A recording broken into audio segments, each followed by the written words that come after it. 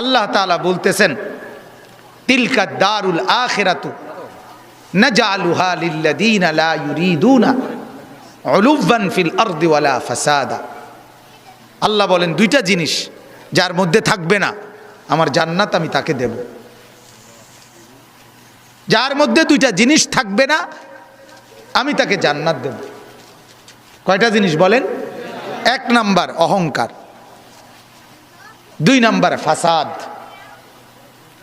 এক নাম্বার যে জমিনে অহংকার করবে না আমি তাকে জান্নাত দেব। দুই নাম্বার যে জমিনে ফাসাদ করবে না আমি তাকে জান্নাত দেব। সহজ কথা। আল্লাহ তাআলা বলেন অহংকার করা যাবে না।